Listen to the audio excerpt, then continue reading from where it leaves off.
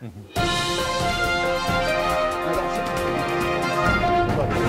and so that was what, 10? So we got 6 more takes? Yeah. Do you think they can see this?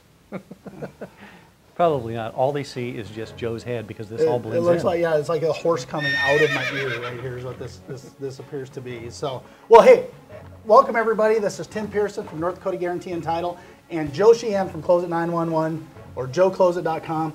And there's a lot of concern that August 1st, there's a big change for borrowers like yourself and realtor clients. If you're a seller or a buyer, that your closings could wind up in these last minute nightmares because of this law that's going to change that's going to start August 1st.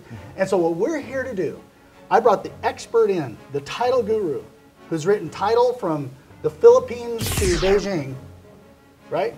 Oh, pretty That's much. What your card says. Yeah, well, anyway, and yeah. And I've got him here to give us four tips that can help you avoid a last minute nightmare at the closing and successfully and smoothly move into your new home because there are no problems in real estate, right? Everything's good. Especially in North Dakota Guaranty. I mean, you got Exactly. horses and clouds and sun shining. So, perfect. All right, so real quick, the good funds law, what is the change coming August 1st? Tell them. Well, August 1st, the good funds law basically comes online, and that says that every closing that is done now within the state of North Dakota has to be based upon good funds. Good funds are collected funds. That means if you give cash, baby. It's cash. It's something that you can actually take and use right now. That is not a cashier's check. Cashier's checks have to be cleared, have to be collected.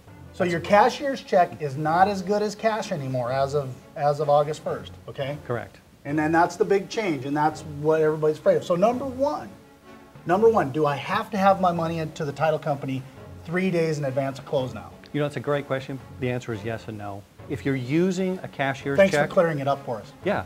If you're using a cashier's check, you do have to have it in 3 days in advance because it has to get to the bank, has to be deposited, has to clear into the title company account. Now, if you're using a wire, you can actually do that on the same day. Okay. You know, as long as it hits. So if you're using a cashier's check, get it to the title company you're closing at 3 days in advance. However, if you're using a wire, that's the same as cash. You just want to send it a day in advance because you're depending on the government to get it there on time. Yeah, correct. Yeah, and a lot of them can be done the same day too. But Right. you don't want to push it up to the wire, Joe. You don't want to get to an hour before closing and say, oh, Right. I've got to wire $150,000. Yeah. No. We don't want to do anything. Okay, so No. here's the deal. I can already see it. I've got clients, I've got borrowers, I've got buyers out there who are going, well, I'll just get around this whole check thing. Can I just bring cash? So let's say I need to bring $25,000 to closing. I'll just bring in $25,000 in nickels because you're making my life hard anyway, so I'll return the favor. or can I bring in a $3,000? Can I bring cash to closing? What if I bring in quarters, collectibles? Yeah. That's actually, there's two different answers to that. First of all, you can't bring anything to closing that is more than $9,999 in cash because that runs into some federal regulations with paperwork and IRS rules that is a pain. So we're not even going to go there. The second aspect is, especially in Bismarck, Mandan, we have closers that actually travel out to different locations to do closing. We as companies do not want them carrying a bunch of cash around town. So no, we don't prefer to have any kind of cash brought to closing. We prefer that it either be wired, that it either be a cashier's check that is collected beforehand. So the answer is no. You can't. It's a policy because of safety for the great people driving back and forth to help us close your loan and move into your house on time. So Correct. The answer is no. Okay, so the other thing that people are going to want to know, the other thing that people are concerned about is what if I move in, let's say we have a back-to-back closing. This is a back-to-back. So what happens is you sell your house at 10 o'clock, okay, in the morning. You get a cashier's check from the title company you close with. Now you got to go over to Tim's title company over here where you're going to buy your house. Now you give Tim your cashier's check from the other title company. Now what happens? Because I haven't given that to you 3 days in advance. So am I just out of luck? Is the story over? Now I got to wait 3 days? No. The answer to that is absolutely not. That was anticipated by the people that drafted this law.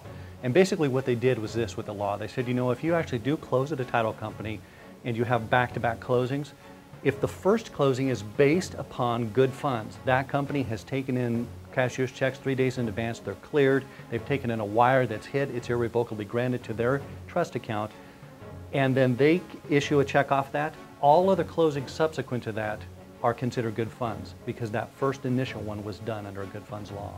Okay, now the last question that we have is what if I don't know how much I need to bring to closing, even 3 days or 1 day in advance? I'd run into this all the time where we're doing construction loans and the house doesn't get finished till the last day before the loan is supposed to close. And I can't figure out how much they need until I get all the bills in, and I'm not going to know that till the builder says it's done and the appraiser says it's done. So I know borrowers are out there going, okay, what if my lender can't tell me down to the penny how much money I need to bring to the close, 3 days in advance or a day in advance of the closing? Sure. That's another great question because that's very common to hit. The one thing I think that is necessary to do is this can either probably be solved either by your borrower or by the lender in one facet. One thing is when the buyer or the borrowers go into the lender, you guys give them a GFE. So they have a Good faith estimate, yeah. They have a general estimate of what it's going to take. And if we're not sure at the time of closing, you could either then have the borrower bring in a little more money than what they think on their GFE that should cover it, or you have the lender maybe overfunded a little bit. In either scenario, when it's done and we actually do the HUDs and we have an overbalance, we're going to refund that amount at the closing table back to the people. So bottom line is just ask your loan officer to tell you how much money they think you need to bring into closing. Overestimate by $500 to $1,000. Give the extra money to the title company early, and when the closing's over, they'll give you back a refund for what you didn't need. Exactly. And then that way you can for sure close on time. And now you guys are good for that, right? I mean, yeah, we are. You're not going to give it to one of your closers who's going to drop. No, I make sure you don't take it. But you know. Your money's safe with us, folks. Yes. All right. Any last things you want to add to before we close it up here and move on? Let these folks go back to their day. No, I think this is going to be actually a good thing when people get used to this, having this change. I think it'll be a good thing. Okay, now again, forward this on to anybody you know who's closing a home loan. If they're in North Dakota, there are 35 other states that also have this law in the books.